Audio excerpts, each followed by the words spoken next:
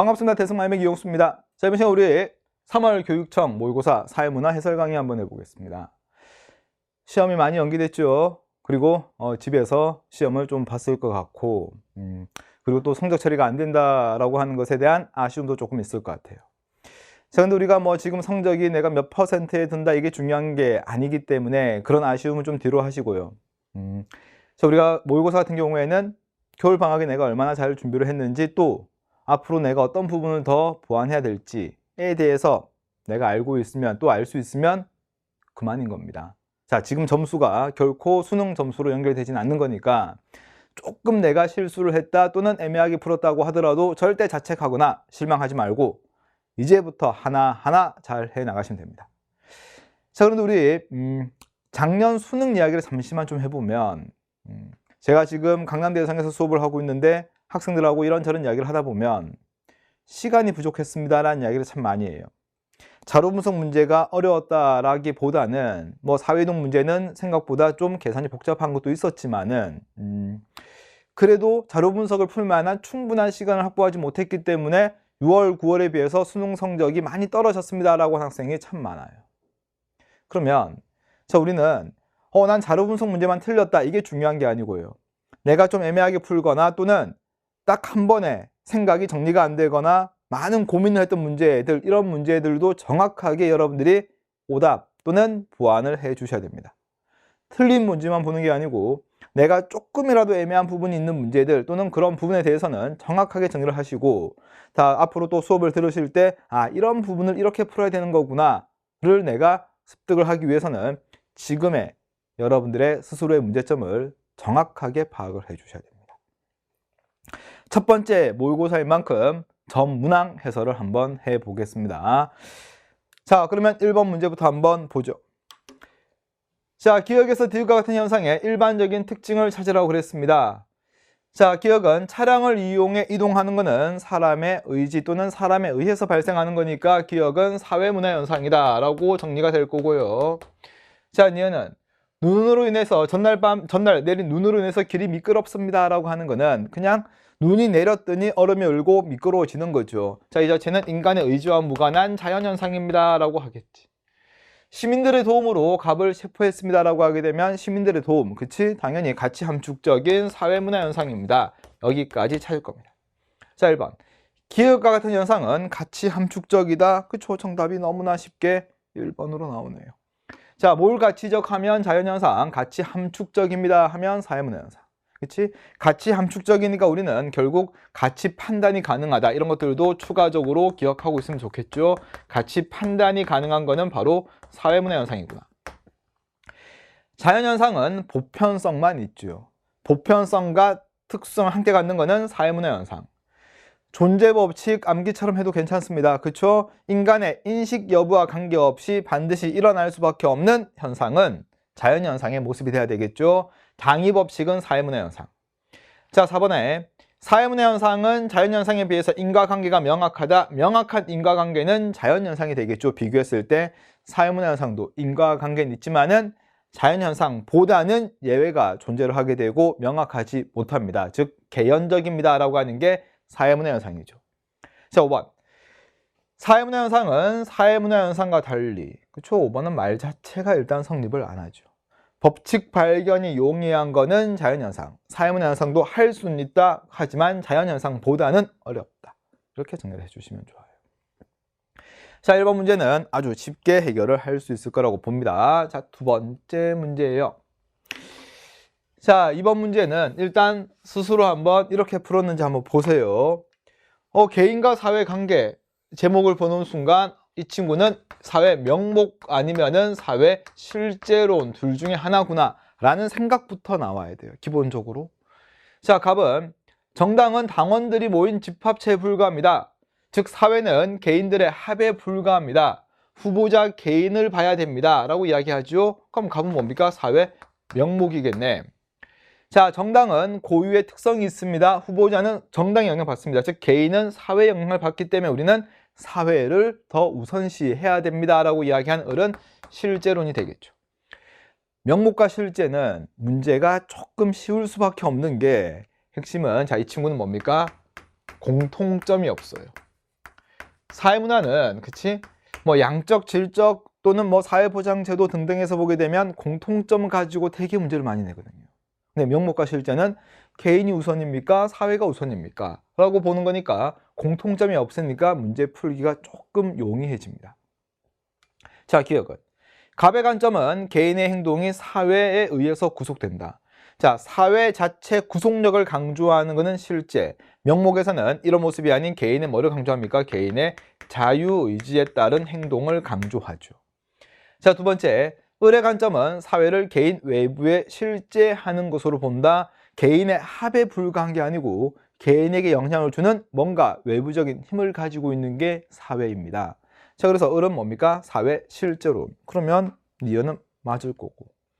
자, 이것은 갑의 관점은 을의 관점과 달리 공익이 개인적 이익의 총합을 가리키는 말에 불과하다.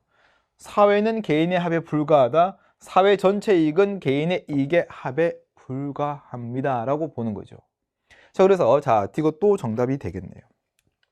자, 리얼은 사회 제도의 개혁을 중시한다는 이야기는 제도, 그리고 여기서는 의식이죠.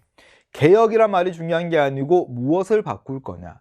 사회 제도를 바꾸게 되면 실제고 개인의 의식을 바꿔야 됩니다라고 하게 되면 명목이 돼야 되겠죠. 그렇죠? 자, 얼마나 간단하게 니은, 디귿, 즉 3번으로 정답이 나오게 됩니다. 자, 그럼 우리는 하나만 좀 조심할 건 뭐냐면 개인의 이익을 그쪽 공익보다 더 중요시 여기는 것은 분명히 명목의 생각이 맞아요. 근데 다르게 이야기하면 쌤, 사회 전체 이익, 공익을 최대로 할 수 있는 방법은 뭡니까? 그러면 명목에서는 개인의 이익을 최대한 보장해 주게 되면 자연스럽게 사회 전체 이익도 커질 수밖에 없을 겁니다. 이게 바로 명목의 생각이 된다는 겁니다. 그렇죠? 자, 다음에 3번입니다. 다음 연구에 나타난 문제점으로 가장 적절한 것은, 자, 3번은 연구 윤리에 대한 문제인데 제시문에서의 구체적인 문제점을 찾아보라는 거죠. 갑은 자신이 개발한 건강 증진 프로그램의 효과를 확인하기 위해서 모두 알린 후에 공개 모집했습니다. 자, 정보를 모두 알려줬다는 이야기는 자발적인 참여를 최대한 보장해 줬습니다 라고 이야기를 하고 있죠. 자, 두 집단 나누어서 해당 프로그램 적용하였고 자료 분석 결과 두 집단 간에 전혀 차이가 없었대요. 그렇죠? 되게 실망했겠죠. 자기가 뭔가 만들었는데 뭔가 차이가 없으니까. 그래서 일부 참여자들의 자료 제외했습니다. 그리고 나서 두 집단 비교해 봤더니 효과가 있었다. 그리고 나서 발표했대.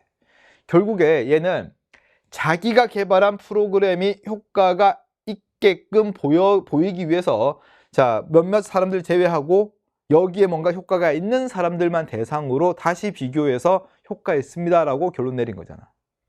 전체 자료를 다 분석한 게 아니고 일부의 자료만 분석했습니다. 이게 바로 왜곡된 자료 분석이 되는 겁니다.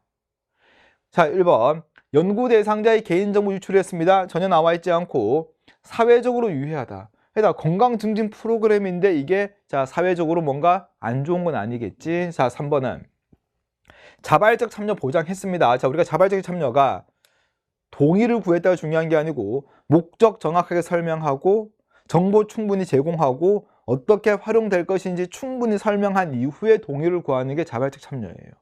보다시피 정보를 모두 알려줬지요. 자발적 참여 보장해 줬습니다.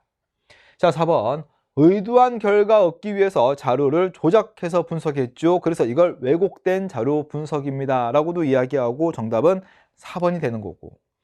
자, 존재하지 않는 자료 위조한 건 아니죠. 이만큼 내가 수집해서 여기에서 일부를 드러낸 다음에 한 거지 존재하지 않는 자료를 위조한 건 아닌 거니까 정답은 4번이 정답이 된다는 겁니다. 그렇죠? 자, 3번도 제시문에 의해서만 분석을 해내면 되는 거였죠. 4번입니다. 사회문화 현상을 바라보는 관점입니다. 자, 우리가 좋아하는 기갈상에 대한 이야기가 되겠네. 자, 개인의 특성보다 사회구조 특성에 대한 이해를 강조합니까? 즉, 사회구조 바탕으로 사회문화 현상을 연구하는 것은 거시적 관점. 아니오라고 이야기하는 A는 결국 미시적 관점에 해당하는 상상론이 들어갈 거고. 기억. 상상론은 개인의 능동성과 자율성을 중시하죠. 반면에 거시적 관점은 둘 다 사회 구조로부터 영향을 받는 개인이다 보니까 수동적인 면을 강조할 수밖에 없습니다. 자, 니은 가에는 상징을 통한 상호작용. 상징을 통한 상호작용은 둘 다 아니오겠죠. 얘는 왜? 상상문에서 얘가 되는 거니까. 일단 자, 기억 맞고 니은은 답이 안 되겠네. 자, 가에 사회를 유기체로 간주하는가? 쌤, 유기체는 뭐 연결되어 있는 거니까 갈등도 되지 않을까요? 이건 아니죠. 사회 유기체설은 기능의 기본적인 전제고 단순하게 연결되어 있다란 말보다는 주어진 역할을 잘 수행하게 되면서 사회 안정 통합에 기여하고 있습니다. 이게 바로 사회 유기체설의 모습이에요. 자, 그러면 얘는 기능이 돼야 되겠죠. 자, 해당하는 C가 기능. 그러면 나머지 B는 뭡니까? 하나 남은 갈등이 돼야 되겠죠. 정답은 디귿 맞고. 리을. C가 기능이라고 하게 되면 갈등은 사회 변동의 원동력이 됩니까? 라고 하게 되면 갈등론에서 얘가 돼야 되겠죠. 자, 4번은 잠시만 우리 하나만 정리를 할게요. 갈등과 대립에 대한 생각이에요. 생각입니다. 자, 첫 번째 기능론에 따르게 되면 기능은 우리 사회는 주어진 역할 잘하고 구성 요소가 또 뭐 상호 보완적, 상호 유대감을 바탕으로 사회는 잘 돌아가고 있어요. 자, 그런데 뭐 급격한 사회 변동이 발생을 하든지 또는 어떤 다른 사회 제도가 역할을 하지 못하게 되면 사회 구성 요소들 간의 갈등과 대립은 발생할 수 있습니다. 그렇죠? 자, 그래서 우리는 갈등과 대립 자체를 발생하지 않는다는 아니에요. 발생할 수는 있습니다.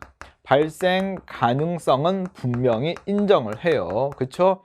인정을 하는데 자, 중요한 거는 이 모습 자체가 정상적이거나 아주 보편적인 모습은 아니란 이야기예요. 이야기할 때 우리는 기능에서는 아주 예외적입니다. 일시적입니다. 그리고 일시적으로 정상에서 벗어났습니다 라고 이야기하면서 우리는 병리적 현상입니다 라고 이야기하는 게 기능에서 갈등과 대립에 대한 생각입니다. 그러니까 결국 이 말의 의미는 봐봐. 예외적이다, 일시적이다, 병리적이라는 이야기는 시간이 지나면 뭐 될 수 있다는 거야? 해결될 수 있다는 거고 이 자체가 결국 우리가 알고 있는 사회는 항상성을 유지하게 된다는 거예요. 자, 그런데 반면에 두 번째 갈등론에 따르게 되면요. 갈등론에 따르게 되면 대립과 갈등은 사회 구조 자체가 자, 내재적 모순 상태라고 이야기합니다. 자, 모순 상태라고 이야기해요. 자, 이 말은 모든 것들은 지배 집단을 위해서만 돌아가고 있고 희소 가치를 둘러싼 대립과 투쟁의 장이 우리 사회의 모습으로 보는 겁니다. 그렇죠? 자, 모든 것들은 누가? 지배 집단들에 의해서만 운영되고 있는 게 우리 사회 모습입니다. 이게 기본적인 사회에 대한 생각이에요. 그럽니다. 이런 사회에서는 시간이 지나게 되면 대립과 갈등은 발생을 할 수밖에 없어요. 자, 교육제도 자체가 불공정해요. 대중매체 자체가 가지고 있는 사람들의 이야기만 계속 해주고 있다고. 그럼 결국 이것 때문에 시간이 지나게 되면 사회 구성원들 간의 대립이라든가 갈등은 일어날 수밖에 없다고 주장하는 게 갈등론 생각입니다. 그러면 대립과 갈등은 첫 번째 뭡니까? 일어날 수밖에 없다. 필연적인 거예요. 필연적이다. 자, 두 번째. 대립과 갈등은 반드시 일어날 수밖에 없다. 다르게 이야기하면 우리는 참 중요한 표현을 많이 넣는 게 불가피하다는 거죠. 불가피하다. 불가피하다. 그치? 자, 또. 자, 가부장적인 사회의 한번 모습을 보게 되면 아버지가 어머니의 희생을 정당화시켜요. 근데 어머니가 여기에 너무 잘 순종하고 계신 거예요. 그러면 사회는 변화될 수가 없겠죠. 아버지하고 어머니의 대립이나 갈등이 발생을 해야지만 비로소 가부장적인 제도의 문제점이 해결될 가능성이 발생하는 겁니다.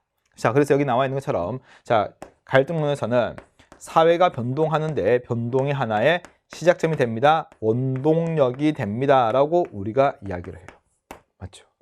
그래서 이런 대립과 갈등 통해서 결국 시간이 지나면 혁명이라든가 개혁과 같은 모습으로 나오게 될 거고 결국 이를 바탕으로 사회는 모순이 존재하지 않는 사회로 가야만 합니다. 라고 이야기를 하는 게 갈등론 생각의 흐름이지. 자, 이왕 한 김에 조금만 더 합시다. 결국 갈등론에서는 이렇게 사회가 변하는 모습을 사회가 변동한다고 이야기하고요. 자, 갈등론에서 사회 변동은 일어나야만 하는 거고 추구해야만 하는 겁니다. 그래서 우리는 당위적입니다 라고 이야기하죠. 자, 그리고 사회 변동은 일어날 수밖에 없는 거죠. 왜? 사회 자체가 엉망진창이니까요. 그래서 우리는 불가피합니다 라고 이야기합니다. 선생님, 그러면 불가피하다 나오면 저는 갈등으로 갈래요. 보니까 불가피하다 다 있네요. 그치? 자, 그래서 우리 옆에다가 우리 이번에는 시험 문제가 안 나왔지만은 그래도 공부를 하셨으면 복습 차원에서 해보세요. 사회 불평등 현상입니다. 사회 불평등 현상은 사회 존속과 유지에 있어서 불가피한 것이다. 불가피하다. 이런 식으로 나오죠. 그치? 자, 기능에 따르게 되면 능력과 기여도에 따라서 희소가치가 차등적으로 분배되는 사회 불평등 현상이 있기 때문에 사회는 발전할 수가 있는 겁니다. 그쵸? 자, 그래서 이렇게 나오게 되면 무슨 관점이다? 얘는 관점이 기능론이 되죠. 갈등론에서는 이런 사회 불평등 현상은 제거 대상이에요. 없어져야 된다고 주장한다고. 그러면 불가피는 시험에 나올 수 있는 표현 다 한 거야, 지금. 기능에서는 사회 불평등 현상을 불가피하다고 보고, 갈등에서는 대립과 갈등이 불가피한 거고 사회 변동이 불가피한 겁니다. 되죠? 자, 이 정도 내용까지는 정리가 되어 있어야만 합니다. 자, 그래서 보니까 4번의 정답은 기역과 디귿 이렇게 하면 되겠네요. 넘어갑니다. 5번입니다. 자, 우리 5번 문제 조금 학생들이 틀렸을 법한 문제인 것 같아요. 자, 지금 규칙은 여러분들이 충분히 읽어보셨을 거라고 보고, 지금 나와 있는 게 보게 되면 이익사회, 자발적 결사체, 공식 조직 이렇게 나와 있습니다. 그쵸? 자, 그러면 이익사회는 목적만 있으면 다 이익사회예요. 다르게 이야기하면 공동사회를 뺀 나머지는 전부 다 이익사회입니다. 자, 공부를 하셨으면 이해를 하셨을 거예요. 자, 그리고 자발적 결사체는, 자, 우리 자발적 결사체는 나오는 순간 머릿속에 생각을 해야 될 게 뭐가 있냐면 세 가지가 있죠. 첫 번째는 모든 종류의 친목 집단, 그리고 시민단체, 그리고 이익집단, 이렇게가 우리가 정리를 해야만 하고 암기를 하고 있어야 되는 자발적 결사체입니다. 자, 또 자발적 결사체가 안 되는, 이 친구가 안 되는 공식 조직 3개가 있어요. 뭡니까? 모든 종류의 교육기관, 학교. 자, 그리고 우리가 사회학적으로는 공리적 기관, 이윤을 추구하는 기관은 안 돼요. 먹고 살아야 되는 거니까. 자, 그리고 사회 질서 유지를 위해서 뭔가 강제력을 가지고 있는 모든 종류의 정부기관들. 안 됩니다. 자, 얘들 학교, 회사, 정부기관 안 돼요. 이렇게 안 되거든. 그럼 봐봐. 자, 시민단체가 나왔습니다. 자, 시민단체는 이익사회에 해당하죠. 이렇게만 적을게요. 그리고 자, 목적이 과업이면 전부 다 공식 조직이에요. 목적이 과업이면. 그럼 얘는 공식 조직도 될 거고 자발적 결사체 되는 거죠. 자, 고등학교는 목적이 있죠. 이익사회예요. 목적이 있으면 공동사회 뺀 나머지는 전부 다 이익사회입니다. 그리고 고등학교는 목적은 과업이니까 뭐도 되는 거야? 공식 조직 되는 거 맞죠? 하지만 교육기관이니까 자발적 결사체는 안 돼요. 자, 사내 동호회입니다. 회사내 동호회는 일단 목적이 있네요. 그럼 이익사회 맞겠네? 자, 그리고 동호회는 목적 자체가 친목이니까 공식 조직 안 되겠죠? 사내 동호회는 대표적인 비공식 조직입니다. 그리고 목적이 친목이라는 이야기는 얘는 뭐도 된다? 자발적 결사체도 된다는 거야. 그러면 1단계, 2단계, 3단계 가는데 1단계는 보니까 이익사회만 해당하는 거, 그치? 자, 2단계에서는 자발적 결사체, 이익사회가 될 수 있는 거, 이런 거 찾으라는 거잖아. 자, 그래서 우리가 1단계 여기서 들어갈 수가 있는 건 지금 결국에 3단계에 공식 자발적 결사체, 이익사회에 해당하는 거는 공식 자발적 이익사회에 해당하는 여기는 3단계는 무조건 뭐가 될 수밖에 없다? 시민단체가 될 수밖에 없다는 거예요. 그렇죠? 자, 그리고 자발적 결사체이면서 이익사회가 되는 거는 뭐다? 여기는 사내 동호회, 그렇죠? 사내 동호회가 여기에 들어가야 될 거고. 그러면 자연스럽게 1단계는 고등학교가 들어가야 되겠죠. 자, 그래서 정답을 해봤더니, 자, 1단계는 먼저 고등학교 B, 2단계는 자, 사내 동호회, 3단계는 뭡니까? 시민단체. 이런 식으로 만들어져야 된다는 거예요. 자, 그래서 우리는 이 친구는, 그렇지, 우리 자발적 결사체 유형이 뭐뭐 있습니까에 대한 정확한 이해, 그리고 학교가 자발적 결사체가 안 된다는 거, 이 정도 내용까지가 정리가 되어 있어야지만 해결이 되는 문제예요. 그렇죠? 자, 우리 계속해서 6번입니다. 자, 칠판 한번 깨끗하게 정리를 하고 왔어요. 자, 6번입니다. 우리 6번 문제도 생각보다, 그쵸? 오답률이 조금 높을 것 같아요. 자, 각국에서는 소득이 최저생계비에 미치지 못하는 가구 절대, 그리고 중위소득 50%에 미치지 못하는 가구를 상대적 빈곤이라고 규정한다. 자, 2019년 각국에서는 상대적 빈곤에는 해당하지만 절대적 빈곤에 해당하지 않는 가구, 이렇게 나왔습니다. 그럼 이 문제의 핵심은 일단 이 말을 해석할 수가 있냐는 거예요. 상대적 빈곤에는 해당하지만 절대적 빈곤 가구에 해당하지 않는다란 말에서 과연 상대적 빈곤 가구가 더 높은 상태인지 아니면 절대적 빈곤 가구, 즉 빈곤율이 더 높은 상태인지를 찾아내는 게 이 문제에서 가장 중요했던 것 같아요. 자, 그러면 보세요. 자, 우리가 자, 여기하고 여기를 그냥 한번 이렇게 봤을 때, 자, 이 친구가 가진 의미는 뭐냐 하면, 이 친구는 여기에는 해당하지만은 여기에는 해당하지 않는 게 바로 여기를 이야기하는 거겠지. 그치? 그러면 이 말의 의미는 상대는 해당하지만 절대는 해당하지 않는다는 말의 의미에서 생각할 거는, 그래, 이 사회는 상대적 빈곤율이 절대적 빈곤율보다 더 높은 상태구나 라고 생각을 해 주셔야 돼요. 그치? 자, 그러면 여기가 상대, 여기가 절대적 빈곤이 되는 거고, 자, 여기가 얼마란 거야? 여기 비율이 지금 문제 조건에서 15%입니다 라고 이야기해 주고 있어요. 자, 그런데 또 뒤에 보니까 이 15%는 전체 가구 중에서 15%고 상대적 빈곤 가구 중에서는 50%입니다 라는 이야기는 결국, 자, 여기 이 빨간색에 해당하는 여기는 결국에 얼마가 돼야 돼? 30%입니다 라고 해줘야 되겠지. 왜? 15는 30에 대해서 50%고 전체 100에 대해서는 얼마? 15%가 돼야 되겠지. 그렇지? 자, 이 문제는 여기 이 그림을 그려낼 수 있느냐가 제일 중요했던 문제 같아. 1번 볼까요? 기억은 니은과 달리 판단 기준이 국가에 따라 다를 수 있다. 빈곤선은요, 국가마다 그날의 경제적인 여건 등등에 의해서 다르게 나타납니다. 자, 그래서 1번은 둘 다 다르게 나타나고, 두 번째는 상대. 선생님, 상대니까 뭔가 비교해서 가지는 빈곤인 것 같습니다. 주관적으로 느끼는 거 아닐까요? 라고 생각할 수도 있을 것 같지만, 자, 중요한 거는 절대적 빈곤은 최저생계비라고 하는 기준이 있어요. 그리고 상대적 빈곤은 중위소득의 50%라고 하는 기준이 있습니다. 그럼 둘 다 우리는 빈곤선이 된다고요. 절대적 빈곤선, 상대적 빈곤선이 되는 거고, 객관적 기준에 의해서 측정되는 빈곤입니다. 저는 아무리 생각해도 나는 상대적 빈곤인 것 같습니다. 이런 의미가 아니고요. 당신 가구 소득은 얼마입니까? 제 가구 소득 얼마입니다. 봤더니 당신 가구 소득은 중위소득의 50%를 넘어갑니다. 그러면 상대적 빈곤이 안 된다는 거예요. 주관적으로 느끼는 빈곤이 아니고 둘 다 객관적 기준에 의해서 측정되는 빈곤입니다 라고 해 주셔야 됩니다. 자, 3번.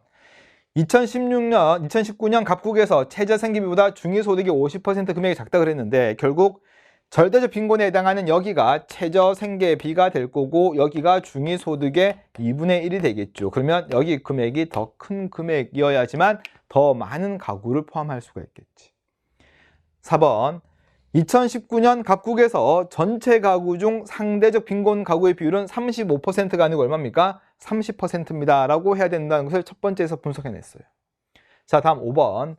2019년 두 유형의 빈곤 중에서 절대적 빈곤 가구에만 해당하는 가구. 절대적 빈곤은 여기잖아. 지금 이 친구는 어디에 다 포함된다? 상대적 빈곤 가구 안에 포함되는 관계니까 절대적 빈곤 가구에만 포함되는 가구는 있을 수가 없는 겁니다. 정답은 그래서 5번이 정답이 돼야 되겠죠. 자, 6번 문제는 자, 여기 35%가 아니고 30% 찾는 거. 그치? 그리고 이 그림을 그려낼 수 있느냐. 이 정도가 우리한테는 관건이었던 것 같아요. 자, 다음 7번입니다. 갑은 축구 선수 출신인 아버지의 영향으로 어려서부터 축구의 기본기를 철저하게 연습했습니다. 그렇죠? 기본기 중요하죠. 기본기를 연습했대요. 고등학교 다니다가 유럽의 A팀에 입단해서 뛰어난 기량을 발휘한 갑은 어느 팀으로 갈지 고민하였습니다. 자, 고민 끝에 B팀으로 이적한 갑은 70m 넘는 거리를 단독으로 돌파해서 골을 넣는 활약 등 최우 선수로 선정됐대요. 그렇죠? 이 문제를 출제하신 분은 아무리 봐도 손흥민 선수 팬인 것 같죠? 자, 얼마 전에 그렇죠? 손흥민 선수가 폭풍 드리블 해가지고 골을 넣는 모습, 그 모습을 연상하고, 그래서 아버지의 역량 보니까 팬인 것 같아요. 그렇죠? 자, 빨리 유럽 축구도 개막해서 우리에게 즐거움을 좀 줬으면 좋겠습니다.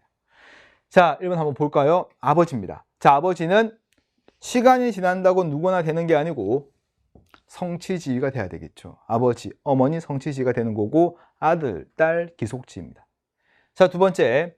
자, 니은은 갑의 재사회화. 자, 재사회화가 되기 위해서는 기본적으로 변화된 환경에 적응하는 과정 또는 성인기에 일어나는 사회화라고 정의가 내려지기도 해요. 지금 사회학에서는. 그런데 여기서는 어려서부터라고 이야기를 해주고 있죠. 변화된 환경에 적응한다 또는 성인기에 일어나는 사회화다. 둘 다 볼 수가 없어요. 재사회화에 해당한다. 틀린 선택이 되겠죠. 자, 다음에 3번. 고등학교입니다. 자, 우리가 1차적 사회화 기간. 자, 일단 머릿속으로 생각해 보세요. 1차적 사회화 기간과 2차적 사회화 기간을 나누는 기준은 뭡니까? 분류 기준은 목적이 사회화인지 여부는 아니죠. 얘는 공식 비공식이지. 그럼 1차적 사회화, 2차적 사회화는 우리가 알다시피 사회화의 내용입니다. 사회화의 내용. 그럼 1차적 사회화는 뭡니까? 라고 물어봤을 때는 아주 기본적인 거. 사람으로서 갖춰야 되는 아주 기본적인 거, 말하는 거, 걷는 거, 똥 오줌 가리는 거 이런 것들입니다. 아주 기본적인 예의 범절. 그래서 우리가 일반적으로 어린 시절에 일어나는 거고 1차적 사회화 기간이 뭡니까? 라고 물어봤을 때는 우리는 가족입니다. 또는 또래 집단입니다. 정도까지만 생각하시면 돼요. 자, 고등학교와 같은 교육을 목적으로 하고 있는 이런 공식적 사회화 기간 같은 경우에는 전부 다 2차적 사회화 기간에 해당을 하게 됩니다. 4번. 역할 갈등은 2개 이상의 지위에서 역할이 동시에 요구되든지 아니면 하나 지위에서 상반된 역할 기대가 동시에 요구되는 상황입니다. 그렇죠? 근데 여기서는 내가 어느 팀으로 갈까 고민하고 있는 거는 기본적인 개인의 어떤 여러 가지 경우의 수 중에 선택의 문제에 불과한 거지 이 자체가 역할이 충돌하는 상황은 아니겠죠. 그렇지? 그러니까 여러분들이 열심히 공부를 해가지고 나는 여러 대학에 합격했다. 어느 대학 갈까 고민한다. 이런 것들은 역할 갈등이 될 수가 없는 거예요. 자, 다음 5번은 보상인데 중요한 거는 역할 행동이라고 나와 있는 게 맞죠? 역할 행동 또는 역할 수행에 대한 보상인데 보니까 최우수 선수로 선정됐다는 이야기는 축구 선수로서 역할을 잘 수행했기 때문에 보상을 받은 거죠. 정답은 5번이 정답이 돼야 될 겁니다. 자, 우리 역할에 대한 보상이다. 이거는 틀렸다라고 하는 것은 너무나 기본적인 거예요. 역할에 대한 보상이 아니고 정확하게 뭐다? 역할 행동에 대한 보상입니다. 라고 이야기를 해줘야 되죠. 그래서 우리가 역할 갈등이 아닌 사례의 대표적인 것은 여기 나와 있는 것처럼 그렇죠. 어떤 개인의 어떤 여러 가지 경우 수 중에서 선택하는 거 또는 어떤 지위 선택 이런 것들. 그치? 제가 학원 강사하고 있는데 학원 강사 계속 할까? 내년에 애견샵 사장을 한번 해볼까? 이런 고민은 전부 다 역할 갈등이 안 되는 거예요. 자, 정답은 이렇게 정리를 해주시면 좋을 것 같고. 자, 다음 8번 한번 봅니다. 자, 8번은 이제 연구 과정, 양적 연구 과정에 대한 이야기를 좀 한번 보자고 하는 것 같은데 자, 우리나라에 형제 자매가 있는 고등학생이 그렇지 않은 고등학생보다 결혼 의지가 강할 것이라고 가설을 검증하기 위한 연구입니다. 가설을 검증하기 위한 연구네. 그러면 보자마자 이 연구는 양적 연구를 수행하고 있구나. 선생님 질적 연구에서 가설이 있을 수도 있지 않습니까? 우리는 그런 경우 생각하지 말자고 그랬어요. 그치?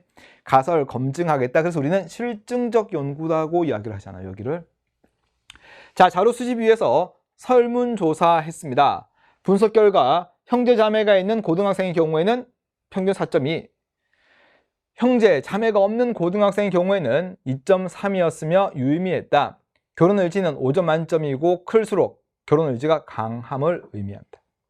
자, 기억 보시게 되면 자료 분석 결과 가설이 기각되었다고 했는데 지금 보면 형제 자매가 있으면 강하다. 근데 형제 자매가 있으면 결혼 의지는 더 높은 거니까 가설이 기각되는 게 아니고 수용돼야 되겠죠. 니은은 모집단에 대해서 대표성을 갖춘 표본 선정했습니다라고 했는데 지금 고등학생이긴 한데 특정한 지역에 한정한 고등학생이죠. 선생님 1000명이면 충분하지 않을까요? 이건 우리만의 생각인 거고요.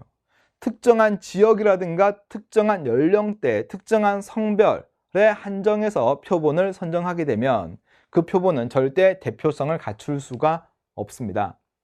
자, 이것은 방법론적인 이론론입니다. 즉 자연현상과 사회문화 현상의 연구 방법은 같습니다. 왜? 둘 다 인과관계를 찾고자 하는 연구니까요. 자, 이것이 결국 양적 연구의 다른 표현에 불과합니다. 자, 이것 맞고. 자, 리을 가설에서 형제 자매 유무를 독립 변인에다 변인이나 변수는 같은 말이에요. 자, 그리고 보니까 가설 보니까 형제 자매가 있는 고등학생과 그렇지 않은 고등학생이니까 형제 자매가 있는지 없는지 여부가 유무가 독립 변수가 되는 거죠. 자, 정답은 디귿과 리을 이렇게가 정답이 될 겁니다. 자, 그러면 우리가 문제가 일단 리을처럼 한번 보였다는 이야기는요. 옆에다가 이것도 정리를 해 놓습니다. 자, 우리는 독립 변수는 알다시피 영향을 끼치는 것이 독립 변수입니다. 그렇죠? 자, 그런데 독립 변수에서는 우리는 여부인지 정도인지는 이제는 정확하게 구분을 해내셔야 돼요. 그치? 자, 인터넷 강의를 들으면 성적이 올라갈 것이다 라고 하게 되면 인터넷 강의를 듣는지 여부겠죠. 그럼 독립 변수는 인터넷 강의 그 자체예요.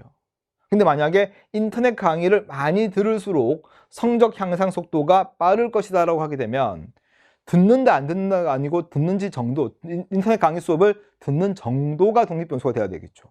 많이 들을수록 이렇게 나오게 되면.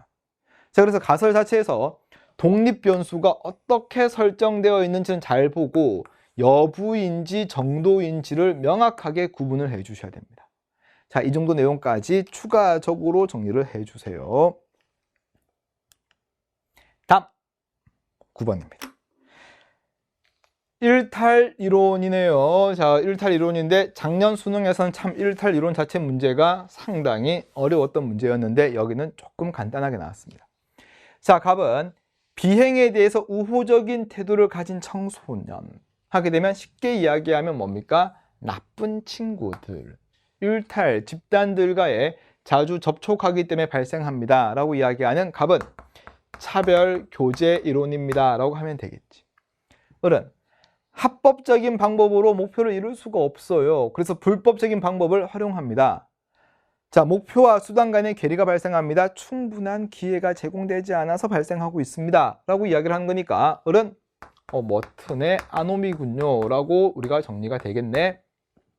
병은 우발적으로 잘못 저지른 청소년이 주변 사람들로부터 핵심 여기겠네요. 너 나쁜 사람이구나 라고 뭐 되면 규정이 된다고요. 규정된다는 이야기는 의미를 부여받는다.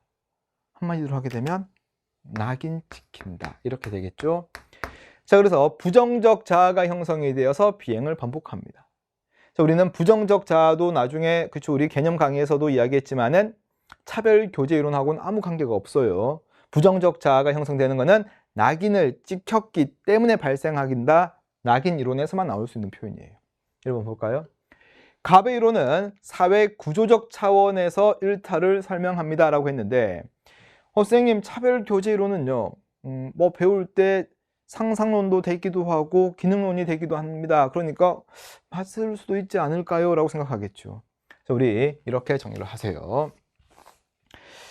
자, 우리는 일탈의 원인을 이야기할 때 보게 되면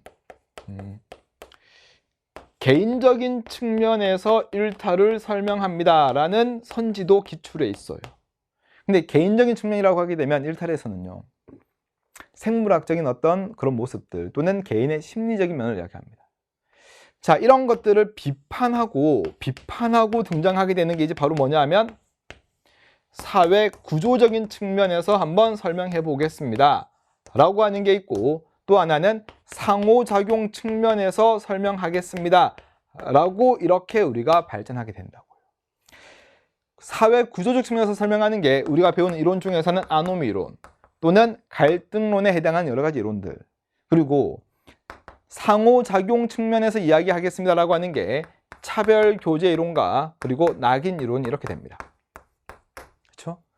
차별 교제 이론 자체가 비록 특징상 기능론에 해당하는 특징이 있을 수는 있어요. 하지만 자, 일탈의 발생 과정에서는 분명히 나쁜 친구들과의 끊임없는 상호작용이 원인됩니다라고 이야기하면서 상호작용 측면이라고 이야기를 해주셔야 됩니다.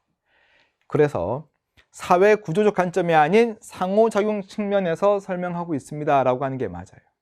특징의 일부가 또는 기능에 해당하는 특징이 있다고 하더라도 우리는 상호작용 측면입니다라고 해주자고요. 자, 두 번째. 자, 의뢰 이론은 일탈 행동이 학습의 결과입니다. 배워서 하는 겁니다.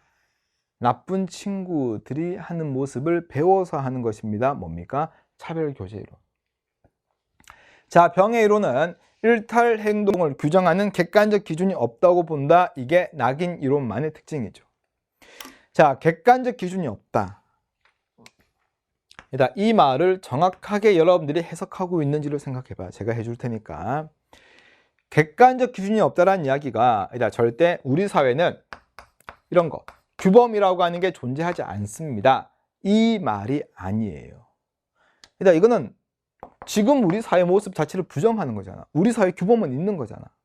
자, 그런데 객관적 기준이 없다라는 이야기는 자, 이런 규범이라고 하는 게 상황에 따라 또는 어떤 사람에 따라 다르게 적용되고 있는 모습을 우리는 객관적 기준이 없다라고 이야기를 하는 겁니다. 똑같은 행동을 한다고 하더라도 A는 처벌받고 B는 용서받는, 이게 바로 객관적 기준이 없다고 이야기하는 거지 규범이 없다는 말을 쓰는 건 아닌 거라고.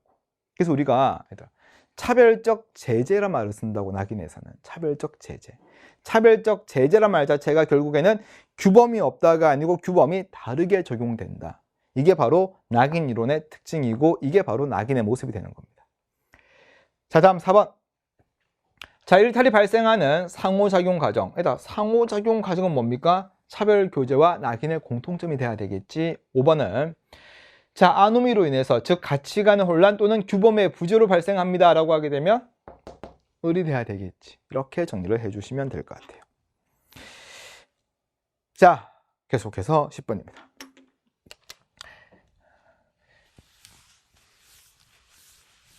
자, 우리는 지금 아주 즐겁고 재밌는 사회문화 해설 강의 진행 중입니다. 10번 한번 보죠. 자, 다음 A국에서 C국에 나타난 문화 변동에 대한 옳은 설명을 찾으라 그랬습니다. 교역을 통해서 A국에 각국 종교가 유입되었네요. A국에는 전통 종교와 각국 종교가 함께 존재하고 있네. 일단 교역이란 말, 그치? 교역을 했습니다. 그러면 여기서 나타나는 거는 직접 전파네. 그리고 그로 인한 결과는 두 개가 함께 존재하는 문화 공존이네. 자, B국에서는 전통 종교와 각국 선교사들에 의해서 전해진 각국 종교가 결합되어서 기존의 두 종교의 성격 가지면서도 제3의 성격.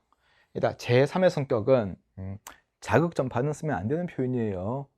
제3이라는 이야기는 하나하나 만나서 새로운 거. 하나하나 다음이 뭐다? 하나, 두 개. 그 다음에 새로운 제3이 이렇게 되는 거잖아. 자극 전파는 하나가 영향 주어서 없었던 게 만들어지는 거니까 새로운 문화 요소긴 한데 제3이란 말은 못 써요. 자, 또 하나는 선교사들에 의해서. 선생님, 사람이 매개체가 될 수 있는 것도 아닙니까? 안 됩니다. 문화에서는 선교사, 즉 사람들이라는 이야기는 매개체라기보다는 그 문화가 내재된 상태를 이야기하는 거예요. 그래서 사람에 의해서 문화가 전달이 됐습니다. 무슨 전파야? 마찬가지로 직접 전파. 두 개가 결합했습니다. 그래서 새로운 게 만들어졌네요. 뭐다? 문화 융합. 자, 각국은 C국 점령했습니다. 저항에도 불구하고 각국 종교를 이식하는 정책을 실시했네요. 전통 종교 사라지고 각국 종교만 남게 되었습니다. 그렇죠? 각국 되게 나쁘네요. 자, 각국은 점령했다. 그러면 일단 점령이니까 직접 전파가 있을 거고, 자, 여기서는 아주 명확하게 뭐가 드러나냐면 바로 강제적 문화 접변입니다. 자, 그러면 우리가 위에서는 강제적 문화적변이 아니면 일반적으로 전부 다 자발적 문화적변으로 봐도 좋고, 전통 종교 사라졌죠? 없어졌습니다. 전파된 문화만 남아있네요. 그러면 여기서는 또 문화 동화. 이렇게 되는 거야, 지금. 자, 기억은 A국은 문화 변동의 결과 정체성 상실을 하였습니다. 자, 우리 정체성의 상실은 여기서는 문화 동화만 이야기를 합니다. 자, 융합이라든가 문화 공조는 어때요? 기존의 문화 그대로 남아있든지 또는 기존 문화의 일부 요소는 남아있으니까 정체성이 유지가 된다고 보는 겁니다. 자, 니은 B국에서는 문화 융합이 나타났습니다. B국, 문화 융합 두 개가 만나서 제3이 되었습니다. 자, 우리가 문화 융합 나오게 되면 뭐 퓨전 음식들, 그리고 토착화도 전부 다 문화 융합이 되는 거죠. 자, C국에서 문화 접변이 강제적 문화 접변입니다. 그렇죠? 강제적. 원하지 않았는데 저항했습니다. 그럼에도 불구하고 이식했습니다. 그렇죠? 나쁜 갑국이에요. 자, 니은과 디귿이 맞네요. 자, 리얼은 C국에서는 B국과 달리 새로운 문화 요소인데, 자, 얘들아 이제 조심할 거는 새로운 문화 요소가 만들어졌다라는 이 표현은요. 표현은 꼭 정리를 합니다. 문화 융합만 해당합니다. 문화 공존이 안 된다는 게 중요한 거예요. 자, 문화 공존은 있었던 문화가 들어와서 우리 삶에 영향을 주고 있는 거예요. 그냥 그대로. 그러니까 새로운 문화 요소가 만들어진 것은 아니죠. 있었던 게 들어와서 영향을 주고 있을 뿐인 거니까. 근데 두 개의 문화 요소가 만나서 제3의 문화가 만들어졌습니다라고 하는 게 바로 새로운 문화 요소가 만들어지는 거라고. 결국에다 셋 다 융합이나 공존이나 동화 셋 다 결국 자, 접변의 결과다 보니까 삶의 변화를 가지고 온 건 맞아요. 맞죠? 하지만 새로운 문화 요소가 만들어져서 삶의 변화를 가지고 오게 되는 것은 오직 뭐밖에 없다? 문화 융합밖에 없다는 것을 꼭 정리를 해 주셔야 됩니다. 넘어가서 11번 한번 보죠. 자, 사회 계층화 이론 A와 B에 대해서 설명해 보라고 그랬습니다. 뭐 친절하게 나와 있네. 계급이다, 계층 이렇게 나와 있습니다. 자, A는 생산수단 소유 여부만으로 계층을 구분합니다. 그렇죠? 선생님, 계층이 이상합니다. 얘는 분명히 A는 계급에 대해서 이야기를 하는데 왜 계층이 나옵니까? 라고 했을 때 계층은 그냥 구분하는 그 범주를 이야기할 뿐인 거지, 계층 자체가 아주 중요한 의미를 가진 거 아니에요. 그냥 나눠진다. 생산수단에 의해서 그냥 나눠집니다. 그렇지? 잘 사는 계층 또는 못 사는 이런 식으로. 자, 을은 사회 계층화를 연속적이다. 그리고 서열화시켰습니다라고 하게 되면 얘는 계층이지. 계급은 불연속적이면서 이분법적으로 나누는 게 계급이고. 자, 병은 A는 B와 달리 경제적 요인이 사회 계층화에 영향을 미칠 수 있음을 인정합니다 라고 이야기했는데, 병은 그냥 잘못 답변했죠. 그렇지? 병은 잘못 설명한 겁니다. 경제적 요인이 영향 주는 것은 계급과 계층 이론의 공통점이죠. 단 하나의 경제적 요인만 영향 줍니다 라고 하게 되면 계급이에요. 하지만 계층 이론에서도 생산수단의 소유 여부를 비롯해서 양, 질, 또 신용도, 소득, 숙련도 등등도 영향을 주거든요. 그래서 경제적 요인이 계층화에 미친 영향을 준다라고 하게 되면 두 이론의 공통점이 되겠죠. 한 사람만 틀린 설명입니다. 누가 틀렸습니까? 병이 틀렸습니다. 자, 기억은 병이다. 맞죠? 자, A는 계급이고 B는 계층 이론입니다. 그렇죠. 이렇게 주네요. 자, 디귿. A는 B보다 지위 불일치. 자, 계급은 우리 알다시피 계급은 경제 결정론이라고 이야기하지. 즉 생산 수단 소유 여부가 정치 사회적 위치를 결정한다고. 그러면 생산 수단 가지고 있습니다. 권력도 많이 가져요. 사회적 위신도 높아집니다. 생산수단 못 가져요. 권력도 거의 못 가집니다. 사회적 위신도 무지하게 낮아요. 경제, 정치, 사회적인 면 자체가 일치하지 않는 게 불가능해요. 왜? 이것만 있으면 다 가지게 되는 거거든. 이게 마르크스가 생각했던, 바라봤던 자본주의 모습인 거예요. 지위 불일치 현상은 계층 이론에서 나타날 수가 있습니다. 왜냐, 계층은 정치, 경제, 사회적 차원이 결국 기원이 독립적이라고 보거든요. 하나가 하나를 뭐 영향을 주고받지만은 결정하는 요인은 안 된다고 보기 때문에 지위불일치는 계층 이론에서만 설명이 가능해집니다. 자, 리얼에 동일한 계급에 속한 사람들 간의 강한 연대의식은 결국 계급 이론이죠. 계층 이론 같은 경우에는 그냥 희소가치의 양에 따라서 분석해서 대충 범주화시킨 범위를 나눈 개념밖에 안 되다 보니까 동일한 아주 강한 연대의식이라든가 타 계급에 대한 적대감을 이야기할 수는 없는 겁니다. 연대의식 또는 타 계급에 대한 적대감은 오직 계급 이론에서만 설명이 가능하다는 거예요. 그렇죠? 자, 계속해서 12번 한번 볼까요? 자, 한 사회 내에서 일부 구성원들만 공유하는 문화인가라는 질문에 A와 B는 모두 예, C는 아니요라고 이야기한다. 그럽니다. 여기서 보게 되면 반문화, 하위문화는 일부 구성원들만 하겠죠. 그래서 C는 우리 주류 문화입니다 라고 여기서는 하겠지. 자, 우리나라의 특정 지역에서 사용하는 사투리는 우리나라의 A에 해당한다. 맞죠? 우리나라에서의 일부만 해당하고 있습니다 라고 하는 거니까 A는 뭡니까? A는 하위문화겠죠. 그러니까 사투리 쓰는 게 주류 문화 또는 전체 문화에 대해서 대립하거나 갈등 일으키는 건 아니잖아. 그치? 자, B가 뭐야? B가 반문화가 되는 거죠. 그치? 자, 그래서 일단 사투리는 그냥 일부 구성원들이 향유하는 하위문화가 되는 거지. 우리 뭐 전체 문화에 대립한다, 저항한다, 이런 반문화에 해당하는 것은 아니라는 거예요. 자, 이렇게 나눠지겠지. 모든 A는 B에 해당한다. 바뀌었죠.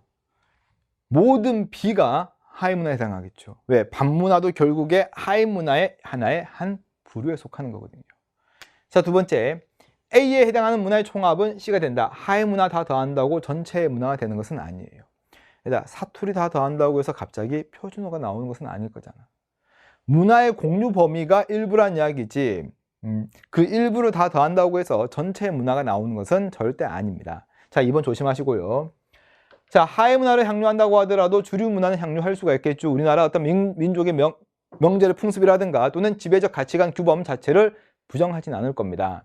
하위문화를 향유하는 사람들도 결국 주류 문화 또는 전체 문화를 향유하게 됩니다. 자, 4번. A는 C와 달리 해당 문화를 공유하는 구성원들에게 정체성을 제공한다. 그러니까 정체성을 제공하는 것은 문화가 가지고 있는 일반적인 기능이에요. 그치? 자, 그럼 얘는 하위 문화든 주류 문화든 간에 전부 다 어떻습니까? 이런 문화들을 공유하고 향유하는 사람들에게 정체성을 제공하는 것은 너무나 당연한 겁니다. 자, 5번. B는 사회 변화에 따라서 C가 될 수도 있죠. 가장 대표적인 예가 자, 조선시대 후기에 남녀평등 사상은 그 당시에는 반문화였습니다. 근데 지금은 어때? 남녀평등 사상은 전체 문화 요소에 해당하거든요. 자, 전체 문화와 하위 문화는 또는 반문화는 문화 공유 범위에 따라서 상대적으로 규정이 돼요. 시대와 장소에 따라서 전체 문화가 시간이 지나면 반문화 될 수가 있는 거고 우리 사회에서는 반문화지만 다른 사회에서는 그냥 하위 문화일 수도 있는 겁니다. 전부 다 상대적으로 규정된다. 이렇게 정리를 해 주시면 되겠죠. 자, 13번 봅니다. 자, A국과 B국은 서로 다른 음식 문화를 향유하고 있다. 자, 기억. 문화 변동성. 도대체 어디서 부각되고 있을까요? 제가 궁금해요. 그렇죠? 문화 변동성은 문화 자체가 어떤 기능이나 역할이 변하거나 또는 창조되거나 소멸되는 겁니다. 자, 기억에서는 다르다. 즉, 이 음식 문화 가지고 A국과 B국을 구분할 수 있습니다. 라고 이야기를 하는 거는 변동성이 아니고 뭐가 돼야 되더라? 공유성이 되는 게 맞지. 그치? 이런 음식 먹고 있네. 이런 음식이네. 당신은 이 나라 사람이군요. 이렇게 이야기할 수가 있는 거잖아. 각국의 음식 문화가 경제, 문화, 종교, 문화 등과 너무 그냥 대놓고 줬어요. 밀접하게 관련 맺고 있다. 전체성. 그치? 너무 대놓고 줬죠? 니은 맞고. 자, 한편 최근에는 대중매체 통해서 A국 음식이 B국으로 전파되었대요. 일단 대중매체 통해서. 자, 설명하기 부끄럽네요. 이렇게 되고요. 자, 리얼은 자, 미음에서의 문화는 문화생활이죠. 문화생활. 자, 문화생활은 어떤 교양 있는 삶 또는 발전된 이런 모습을 이야기하는 거겠죠. 문화는 좁은 의미의 문화. 자, 반면에 디귿 어디 갔습니까? 음식 문화는 음식과 관련된 모든 생활 양식들, 뭐 만드는 방법이라든가 전통의 어떤 음식의 전통이라든가 여기에 대한 사람들의 인식 전부 다 해당하는 게 음식 문화입니다. 자, 음식 문화에서 말한 문화는 넓은 의미의 문화, 문화 생활에서 말한 문화는 좁은 의미의 문화. 정답은 니은 디귿으로 이야기를 해줘야 되겠네요. 자, 계속해서 14번입니다. 자료 수집 방법이 나왔네요. 자, 친구들 자료 수집 방법이 몇 개입니까? 몇 개? 5개입니다. 그렇죠? 5개. 자, 연구 방법하고 헷갈리지 말자고. 연구 방법은 2개. 양적, 질적, 자료 수집 방법은 질문지법부터 해서 문헌, 뭐 면접, 참여 관찰, 실험법 5개. 자, 얘는 갑은 성인 1,500명 대상으로 사형제도에 대한 여론조사를 실시해서 자료 수집했습니다. 그렇죠? 자, 여론조사 다수를 대상으로 했다. A는 뭡니까? A는 질문집법. 사형. 저 이런 거 별로 안 좋아해요. 저 왜냐하면 제가 고등학교 때, 중학교 때 별명이 사형수였거든요. 이름이 이형수라서 정말 별로 안 좋아합니다. 좀 다른 문제로 나왔으면 좋겠어요. 자, B입니다. 또 나왔네요. 병도 있고. 자, 사형제도에 대한 상반된 입장 가진 사람들 6명 만났습니다. 대화 통해서 했죠. 자, B는 뭡니까? 면접. 자, C는 강력범죄 발생률 변화를 파악하기 위해서 통계 자료, 그치, 이미 조사된 자료 활용하고 있습니다. C는 뭡니까? 문헌연구법이 돼야 되겠지. 이렇게 됩니다. 1번 A는 양적 자료. 양적 자료란 이야기는 수치화되고 통계적 자료 이야기를 하는 거죠. 질문지법이나 실험법에 의해서 수집된 자료는 양적 자료라고 이야기를 합니다. 1번 맞고요. 자, 2번째 B는 문맹자 대상으로 활용할 수 없다고 그랬는데, 문맹자는요, 대화가 안 통하는 사람이 아니고요, 글을 읽지 못하는 사람이 문맹자입니다. 아시겠죠? 문자를 읽지 못하는 사람이 문맹자라고. 그러니까 문맹자를 대상으로 활용하기가 없다가 아니고 활용하기 어려운 거는, 좀 불가능한 거는 뭡니까? 좀 어려운 건 질문지법이겠죠. 그렇지? 문서로 하는 거니까 일반적으로. 하지만 질문지법 같은 경우에도, 자, 전화 설문 같은 경우에는 가능해요. 면접법은 될 수가 없고. 자, 문헌은 연구자가 직접 조사한 게 아닌 다른 연구에서 조사된 자료 내가 활용하는 거죠. 또 시간과 공간의 제약에서 가장 자유로울 수가 있는 게 문헌입니다. 조선시대 여성의 사회적 지위에 대해서 연구하고 싶어요. 어떻게 해야 돼? 무덤 앞에 가가지고 잠시만 일어나세요. 체크하고 주무세요. 불가능하잖아. 그치? 그래요. 자, 그래서 문헌은 그런, 자, 조선시대에 나온 어떤 자료를 바탕으로 여성의 사회적 지위를 연구할 수가 있는 겁니다. 그래서 문헌연구법은 2차 자료 수집에 가장 적합하다라고 이야기를 해줘야 되지. 4번. 자료 분석 과정에서 조사자 편견이 개입될 우려가 있다고 그랬는데, 우리는 질문지법이나 실험법을 둘 다 우리는 이렇게 이야기하죠. 구조화된 도구를 바탕으로 자료 수집합니다. 구조화된 도구란 이야기는 일정한 형식과 정형화된 틀을 가지고 있는 거고, 여기에 따라서 확인하고 분석만 하면 되는 겁니다. 연구자의 가치가 개입될 여지는 그만큼 없죠.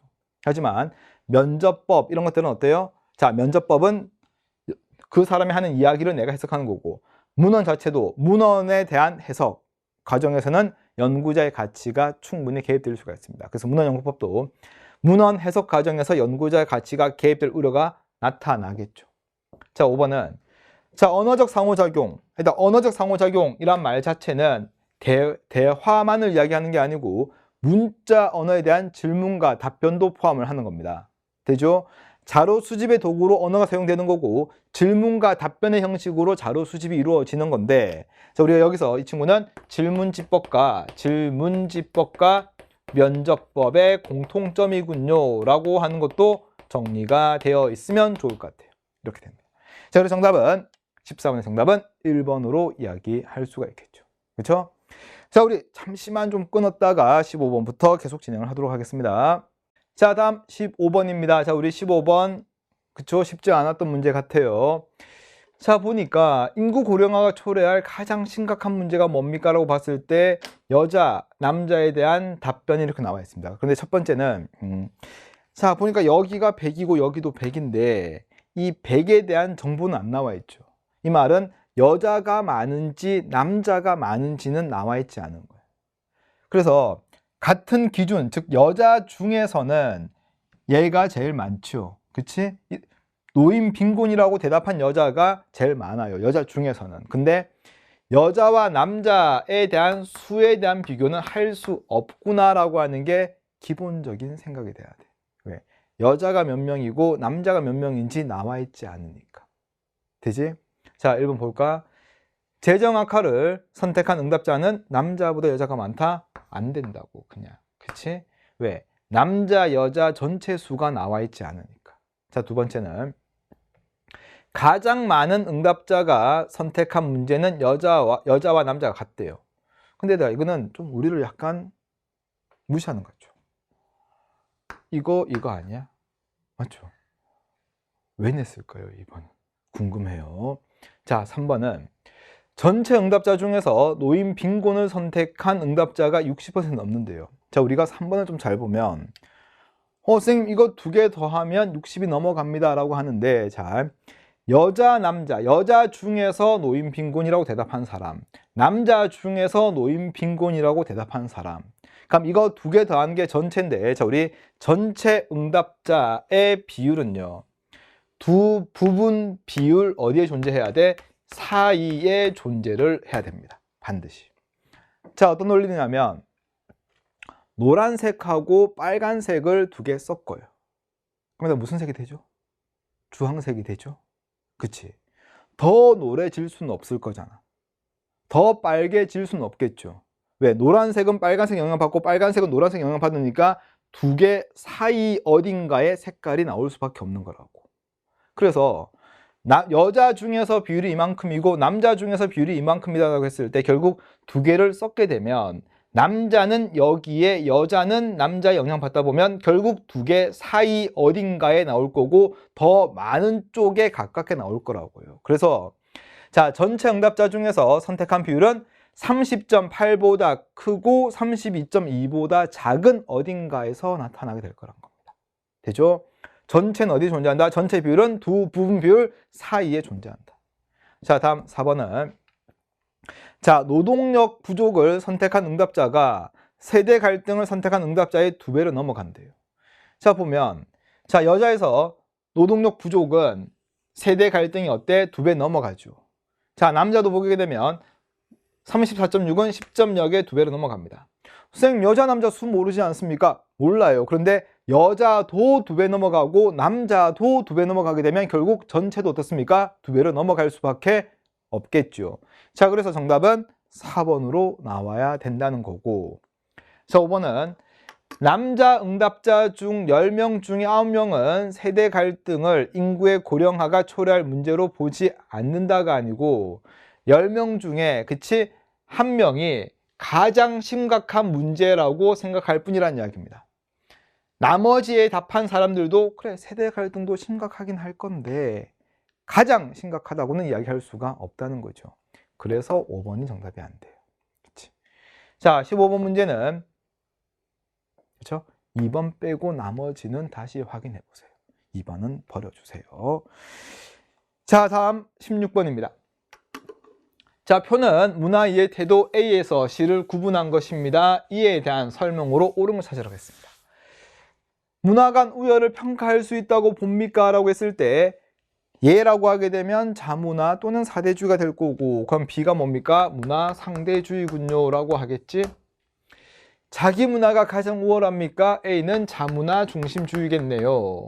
자, 그리고 C는 사대주의가 되겠네요. 자, A는 외부 문화 수용에 적극적이다. 이 친구는 사대주의죠. 일단 자문화 중심주의는 이렇게 제일 좋은 거야. 그러다 보니까 강제로 문화를 이식하고자 시도를 할 수가 있지 다른 문화를 수용하는데 적극적이지는 않겠죠. 그러면 상대주의는 어때? 수용에 적극적이다. O야 X야? X지. 자, 왜? 상대주의는요, 어떤 문화에 대해서 거부감을 가질 수도 있고 어떤 문화에 대해서 우리의 정서와 맞지 않다고 생각할 수도 있어요. 그치? 봐봐. 어떤 부족 사회를 여행하는 과정에서 보니까 손으로 막 벌레 잡아먹어요. 반갑다고 얼굴에 침을 뱉는 부족도 있습니다. 그렇죠? 이거 치료받는다. 지금 안 되죠. 코로나 때문에 안 돼요. 자, 치료받는 부족이 있어요. 우리와 맞지 않잖아. 거부감은 가진다고. 그런데 여기에 대해서 평가를 하는 게 아니고 이런 사회는 이런 맥락이 있으니까 이런 의미가 있구나라고 우리는 이해하면 되는 거예요. 상대주의가 거부감도 가지면 안 됩니다. 정서와 맞지 않다고 생각해도 안 됩니다가 아니에요. 그래서 우리는 결국에 뭐냐면 상대주의는 수용이라고 하는 것을 전제로 하는 개념이 안 되거든요. 그래서 우리는 외부 문화 수용에 적극적이다라고 했을 때 상대주의는 생각을 하시면 안 됩니다. 오직 사대주의만 생각해야 될 거고, B는 자, 각 사회 맥락을 고려해 문화를 이해해야 한다고 본다. 그렇죠? 상대주의.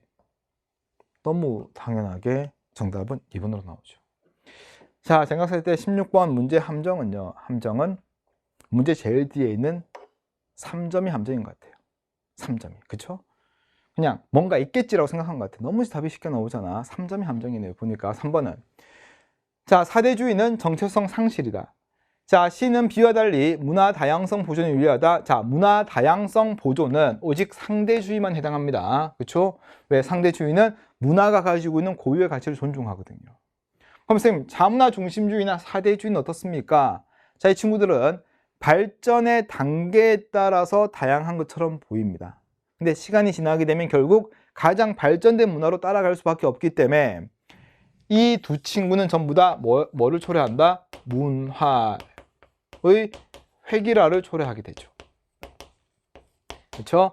다양성을 유지하는 것은 어디만 된다? 상대주의만의 특징입니다. 문화 제국주의로 이어질 우려가 큰가? 문화 제국주의는 자기 문화가 우월하다는 생각을 바탕으로 강제로 문화를 이식하는 모습을 이야기합니다. 자문화 중심주의에서 해당해야 되겠죠. 자, 넘어가서 17번입니다.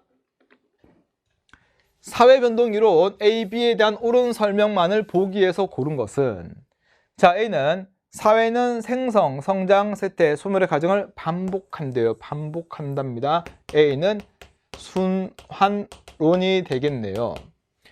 단순한 상태에서 복잡하고 분화된 상태, 진화론이 되겠네요. 자, 기억은 사회 변동을 진보 과정으로 이해합니다. 진보 같은 말은 발전이죠. 사회는 발전입니다. 그래서 사회 변동을 긍정적으로 인식하는 것은 진화론이 될 거고. 자, 니은 사회가 일정한 방향이다.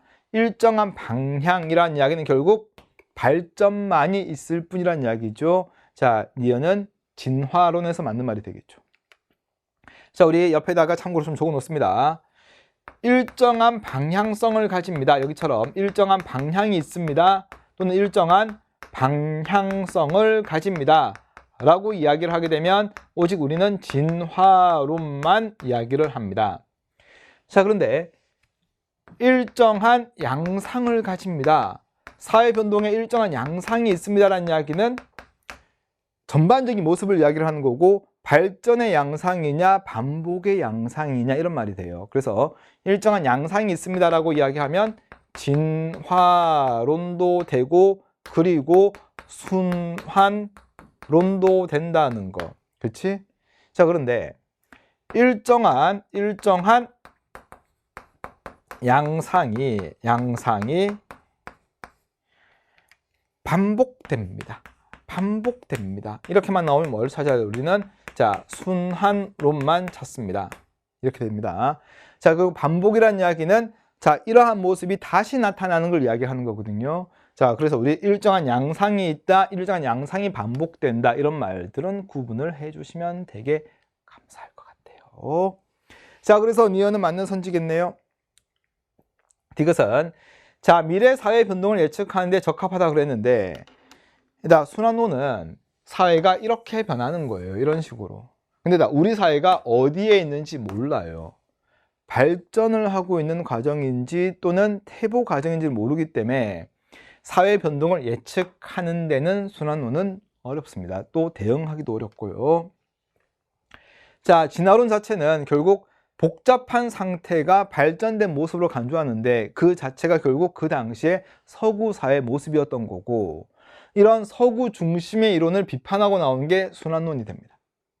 결국 순환론은 사회 변동을 운명적으로 바라보는 거고 숙명론적인 시각에서 바라보는데 핵심은 뭐냐면 너네들 서구 사회 너네들도 결국에는 몰락할 것이다를 이야기하고 싶었던 겁니다. 근거는 과거의 역사적 사실을 바탕으로 되죠. 자, 과거에 지금보다 훨씬 더 강력했던 여러 가지 제국들이 이런저런 이유 때문에 사라진 모습을 보지 않았느냐. 결국 사회 변동, 사회라고 하는 것은 발전만 할 수 있는 게 아니고 결국에는 퇴보할 수밖에 없는 거고 너네 또한 몰락의 길을 갈 수밖에 없을 것이다. 서구 중심의 이론 비판하고 등장한 게 순환론. 이렇게 정리를 해주면 되겠지. 자, 이렇게 되죠. 자, 다음 18번입니다. 자, AB의 특징을 비교한 것입니다. 이에 대한 설명으로 옳은 것은 산업사회, 정보사회 중 하나입니다 라고 이야기해요. 자, 사회 변동 속도 너무 쉽네. 사회 변동 속도가 빠릅니다. 정보사회. 그럼 당연히 하나 남아있는 B는 산업사회 이렇게 되겠지. 찾았습니다. 1번 A에 비해서 B에서 시민의 정치 참여 경로가 다양하다. 그러니까 지금 그쵸 인터넷 통해서 또는 다양한 대중매체 통해서 시민들의 자기들의 어떤 의사를 나타내기 더 용이해지죠. 정보사회네요.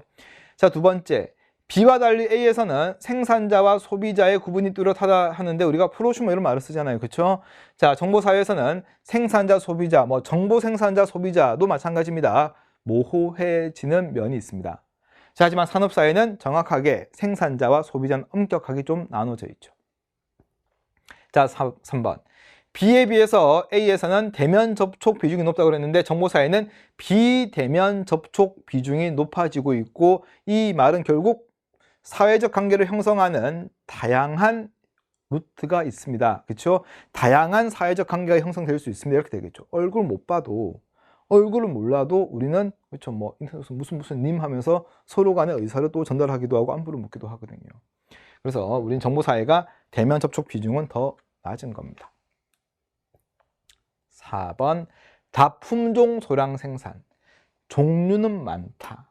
근데 적게 생산한다. 이 말은 결국 개인의 개성을 존중하는 정보사회 특징이 돼야 될 거고. 자, 5번은 가정과 일터의 결합 정도가 들어갈 수 있다고 그랬는데 가정과 일터의 결합은 산업사회가 철저하게 분리되죠. 그렇지? 왜? 산업사회는 공장에 가서 일을 같이 해야 되는 모습이거든요. 하지만 정보사회에서는 재택근무라든가 또는 다양한 직업이 나타나게 되면서 어떤 가정과 일터의 결합 자체가 산업사회보다는 결합 정도가 좀 높아지게 됩니다. 정답은 5번으로 하면 되겠네요. 자, 다음에 19번인데 자, 우리나라 사회보험과 공공부조 비교한 겁니다. 들어갈 수 있는 거 찾으래요. 자, 사회보험 공공부조인데 자, 첫 번째 1번은 복지비용 부담자와 복지 수혜자가 불일치한다 했을 때 사회보험은요. 사회보험은 수혜자 비용 부담 원칙이죠. 수혜자 비용 부담 원칙입니다. 그렇죠? 자, 결국 사회보험은 부담자와 수혜자가 일치하는 거고 불일치하는 건 공공부조죠.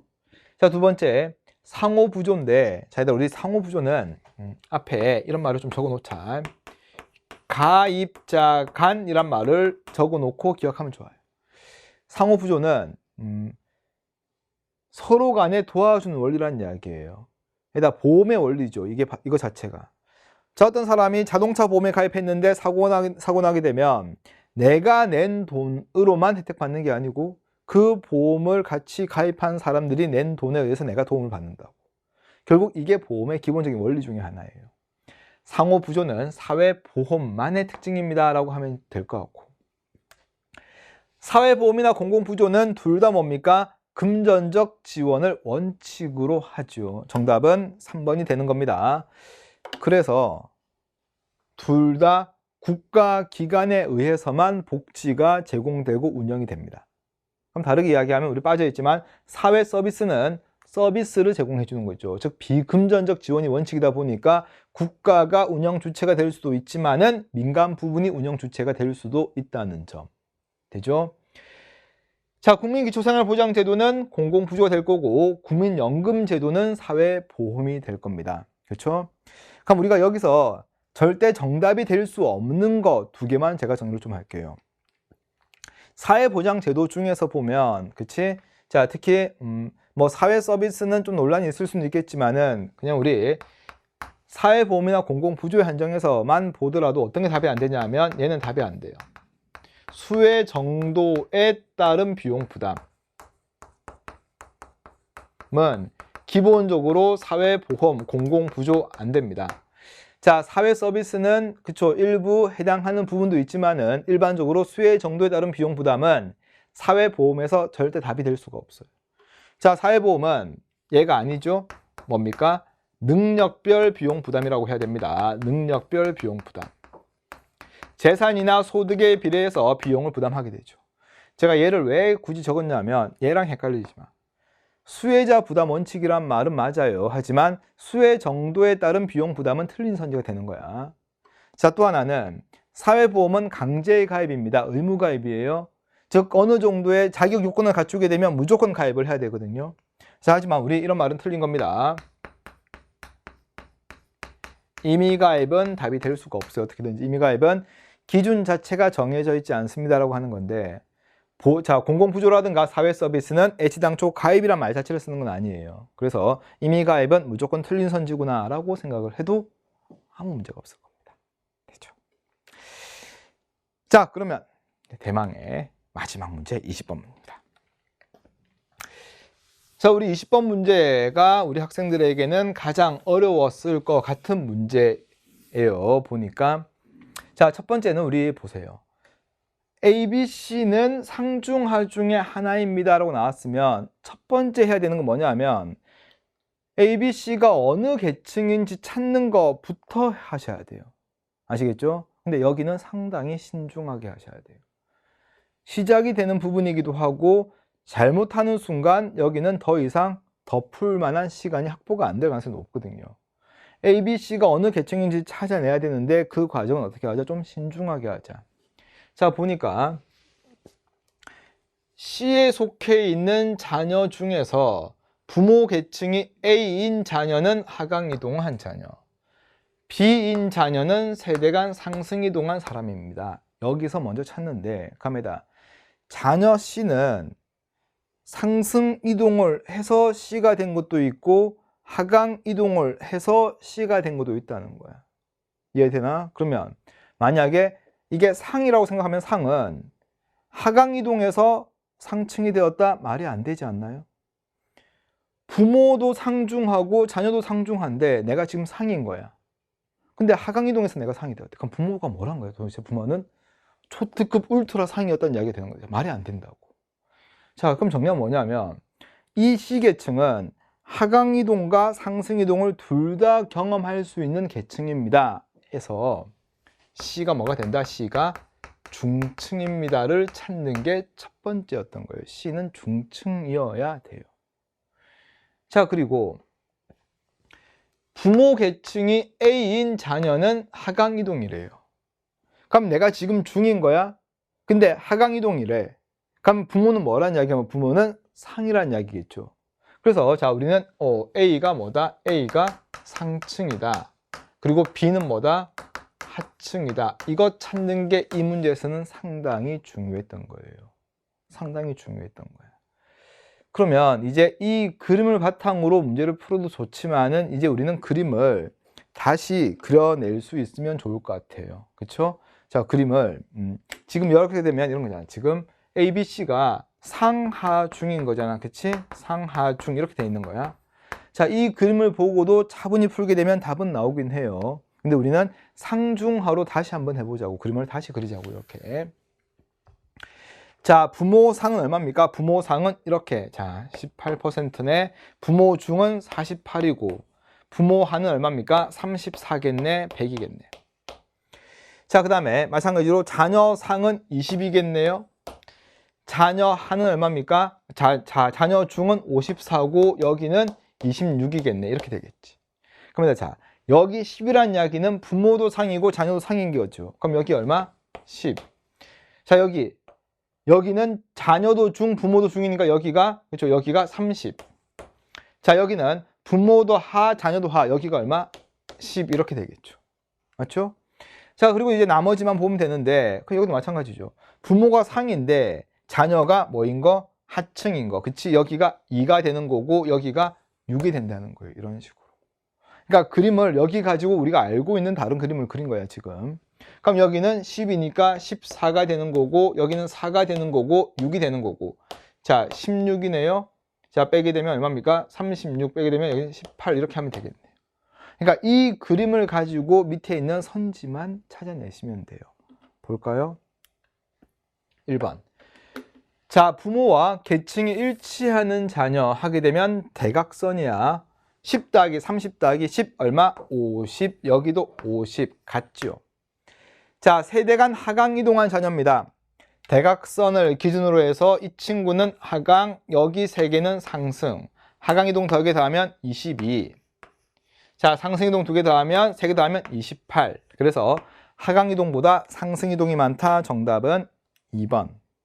3번. 부모 세대 계층 구조와 자녀 세대 계층 모두 피라미드다. 피라미드는 하층 비율이 가장 높아야 되는데 보니까 전부 다 중층이 가장 높네요. 우리가 좋아하는 다이아몬드다.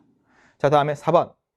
자녀 세대 상층 인구 중 하면 얘가 부모인 거야. 자녀 세대 상층 인구 중 하게 되면 20 중에서 자, 20 중에서 부모와 계층이 일치하는 인구 하면 10이죠.